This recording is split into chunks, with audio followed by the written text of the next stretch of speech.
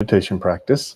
I'm trying something new tonight on Restream.io, and it allows me to broadcast to Facebook Live and YouTube Live at the same time. And since I wasn't having people watch on Zoom, but I was having people watch on those two formats, I decided that I would go directly to those formats through this and see if this works better. So I'm going to try it. Might be a short-term experiment, might be a one-night experiment, or it might work out better. So we're going to try. So thank you for joining me, and we will begin by paying homage to the Buddha. Namo tassa bhagavato arahato samma sambuddhassa.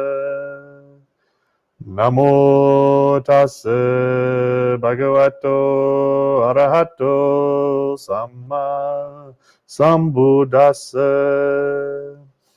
Namo tassa bhagavato arahato samma sambuddhassa.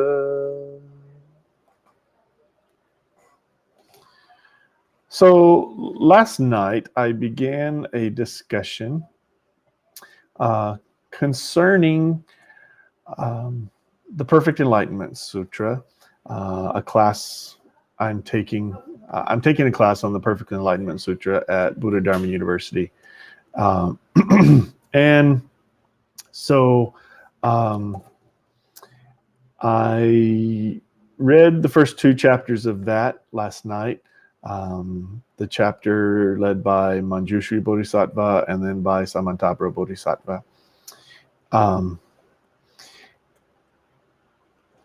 And I struggled with it initially. I struggled with it a lot. It is clearly apocryphal.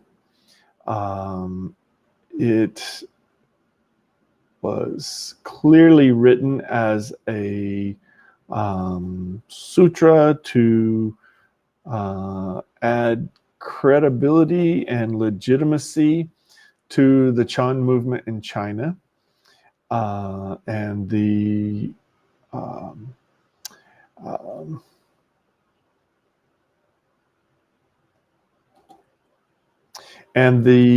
idea of inherent enlightenment in every sentient being. And I struggled with the apocryphal nature of it.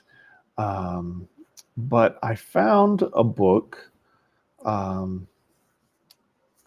the subject that I don't think I could grasp the truths or the teachings in the Perfect Enlightenment Sutra without this. And it has been an excellent book for me to read and to begin to understand both the setting in which it was written, how it was adopted into basically the Chan canon, to further the teachings of Chan, or the Chinese version of Zen. And the doctrine that's espoused in the Perfect Enlightenment Sutra, known as Tathagata Garbha, which is that inherent, more than just Buddha nature, but that inherent, fully awakened, fully enlightened aspect of Buddha nature that is in every sentient being, was hard to grasp without this, without the assistance of this book. And so the book is called Complete Enlightenment, and it is written by a Chan master, and from Taiwan. And so Chan Master Xing Yin, who passed away, I think about 2008 or 9, was well known as one of the great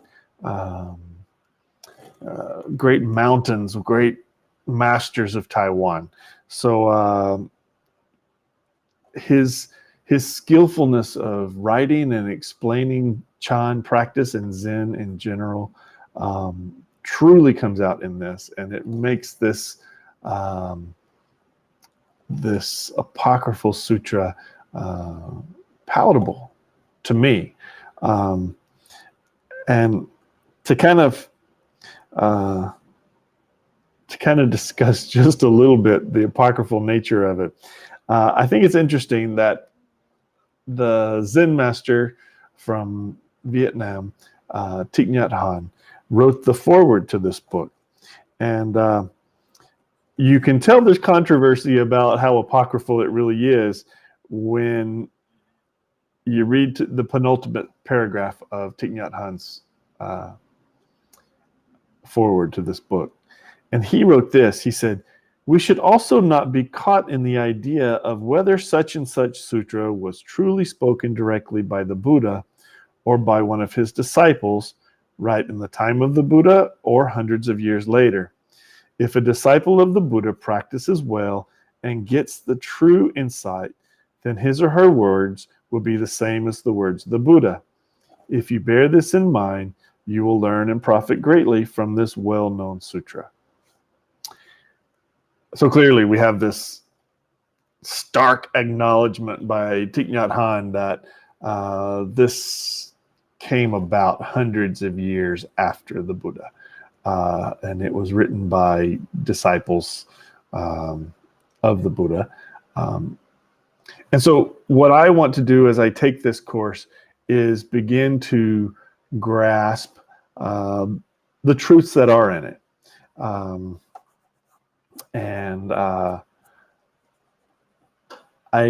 not sure just yet how much of those I've begun to pull out, but Xing Yin does a good job of explaining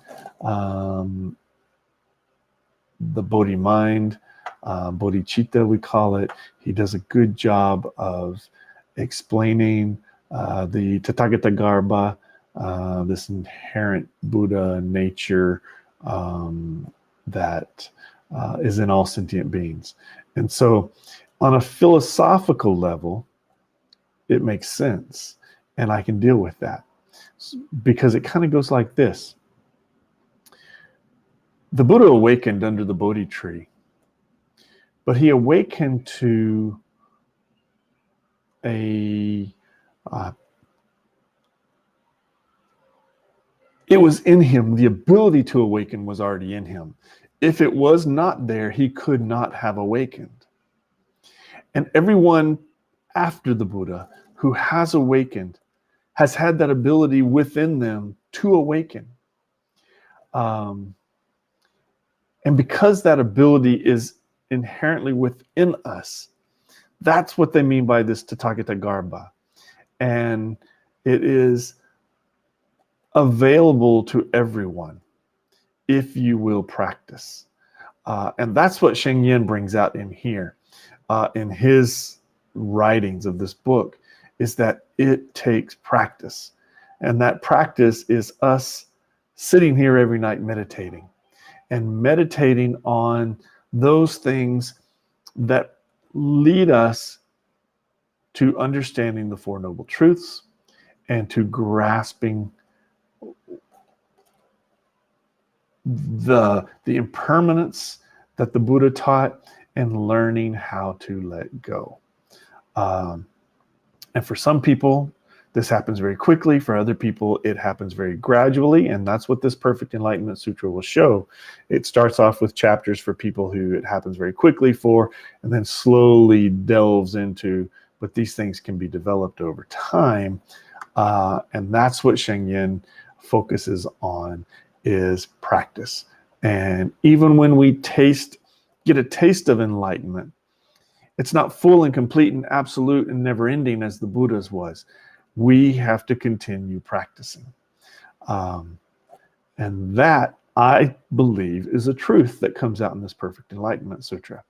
So, is it apocryphal? Yes. Is it the true words of the Buddha? Well, if you take it like Sheng Yen says, and says, if the enlightened words of a Buddha's disciple speaks those words, they would have been the same as the Buddha had spoken.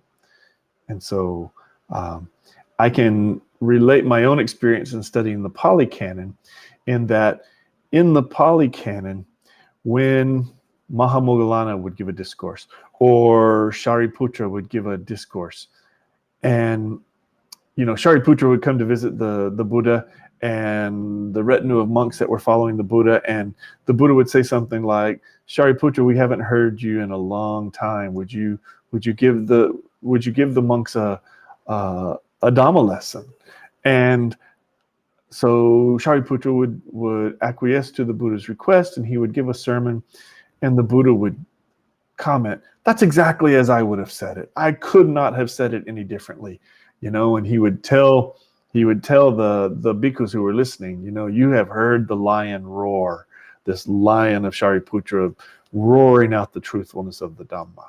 So if that's true for Shariputra, if that's true for Mahamoggallana, then that can also be true for enlightened Chinese monks who were trying to explain this inherent nature that was in the Buddha, in the Bodhisattva, Siddhartha,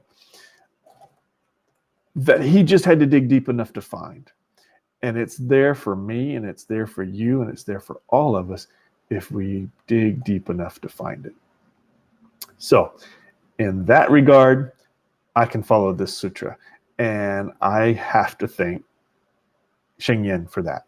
Chan Master Sheng Yen has made those lessons clear in this first chapter of his about Manjushri Bodhisattva, and the second chapter for Subhadra Bodhisattva.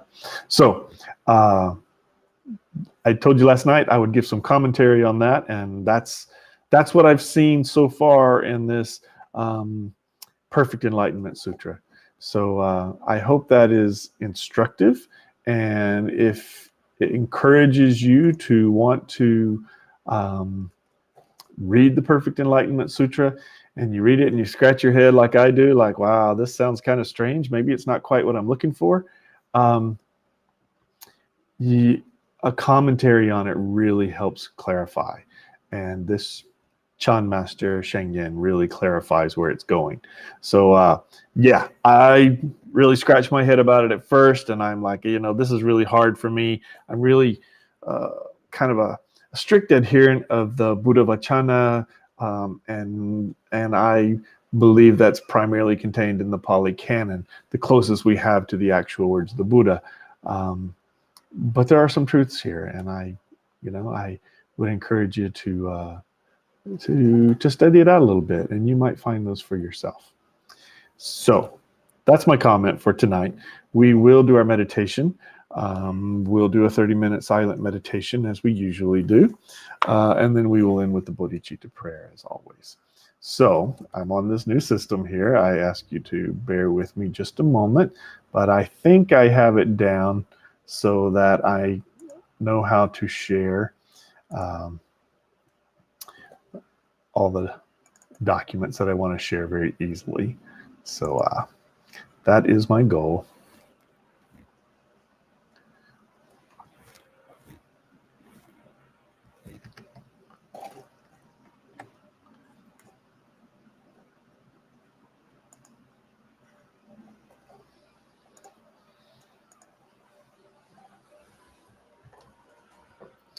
Okay, so let me turn on our timer.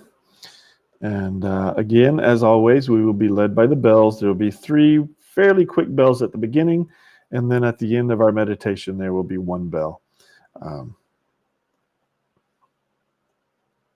So as I've always encouraged, try to follow the breath. whether you're following the rise and fall of the abdomen or whether you're actually counting your breaths. I count my out breaths. I find that to be helpful to me to concentrate.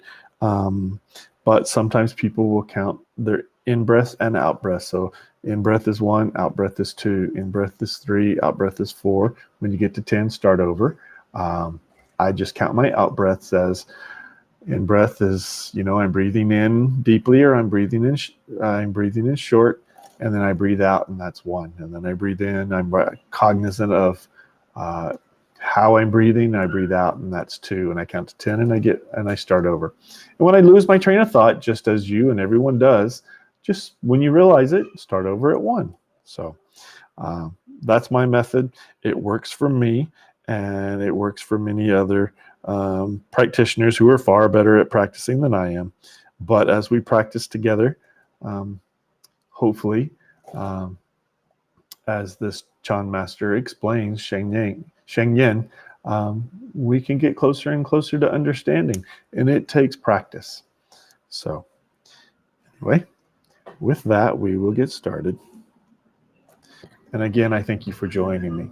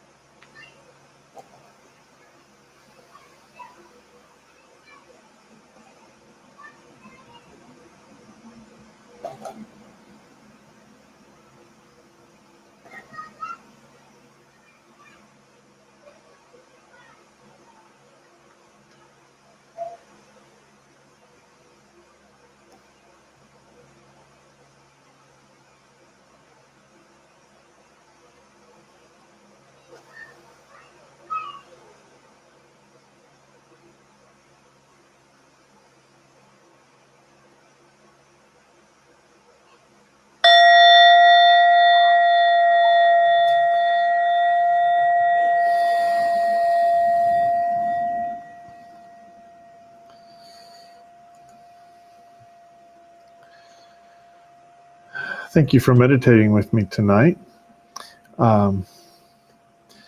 As we do each night, we will close with the bodhicitta prayer. Bear with me just one moment. I told you I'm a little new at this new program.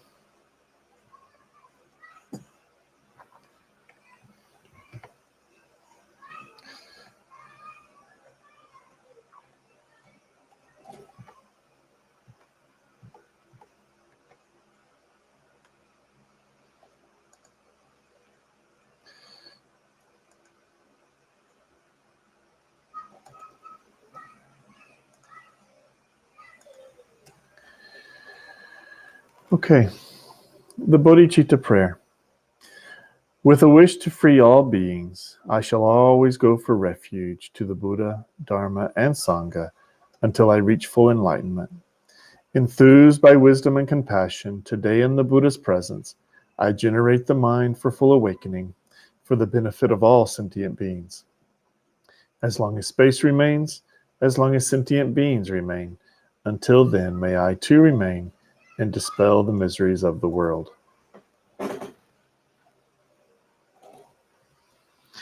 Thank you again for joining me for our meditation practice tonight.